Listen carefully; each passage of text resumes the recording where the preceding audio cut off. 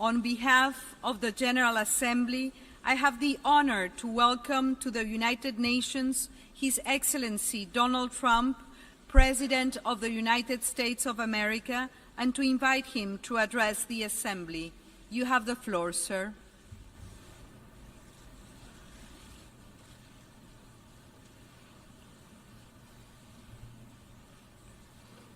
Madam President, Mr. Secretary General, world leaders, ambassadors, and distinguished delegates, 1 year ago I stood before you for the first time in this grand hall.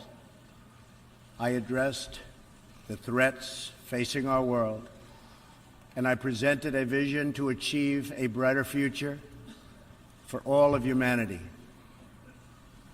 Today I stand before the United Nations General Assembly to share the extraordinary progress we've made. In less than 2 years, my administration has accomplished more than almost any administration in the history of our country. America's so true.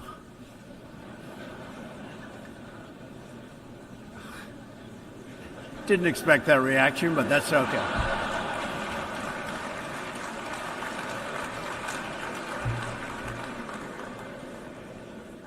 America's economy is booming like never before. Since my election, we've added $10 trillion in wealth.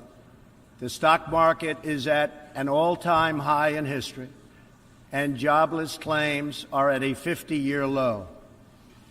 African American, Hispanic American, and Asian American unemployment have all achieved their lowest levels ever recorded.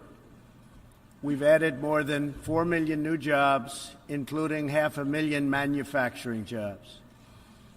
We have passed the biggest tax cuts and reforms in American history. We've started the construction of a major border wall, and we have greatly strengthened border security. We have secured record funding for our military, $700 billion this year and $716 billion next year. Our military will soon be more powerful than it has ever been before.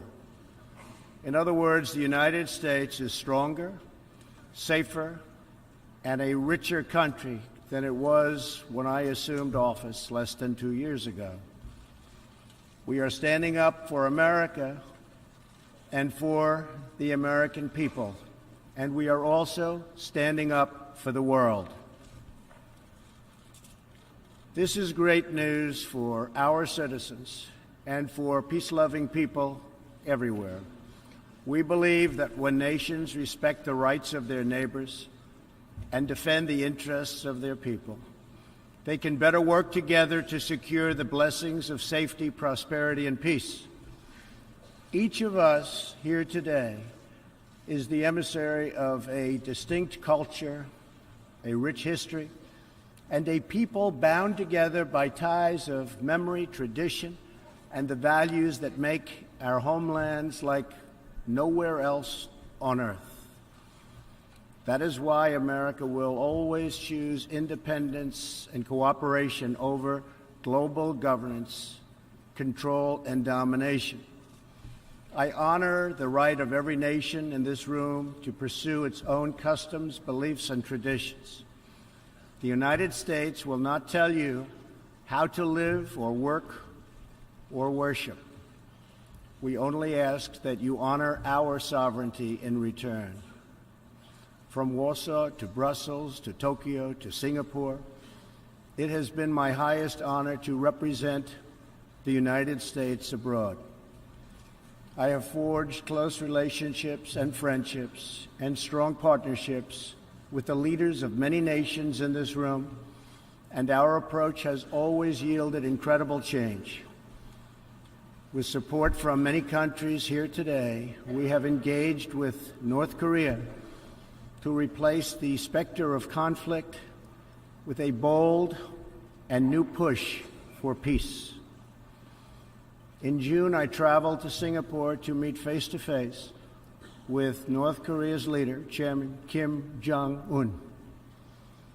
We had highly productive conversations and meetings, and we agreed that it was in both countries' interest to pursue the denuclearization of the Korean Peninsula. Since that meeting, we have already seen a number of encouraging measures that few could have imagined only a short time ago. The missiles and rockets are no longer flying in every direction. Nuclear testing has stopped. Some military facilities are already being dismantled. Our hostages have been released, and as promised, the remains of our fallen heroes are being returned home to lay at rest in American soil. I would like to thank Chairman Kim for his courage and for the steps he has taken, though much work remains to be done. The sanctions will stay in place until denuclearization occurs. I also want to thank the many member states who helped us reach this moment, a moment that is actually far greater than people would understand, far greater, but for also their support and the critical support that we will all need going forward. Special thanks to President Moon of South Korea, Prime Minister Abe of Japan, and President Xi of China.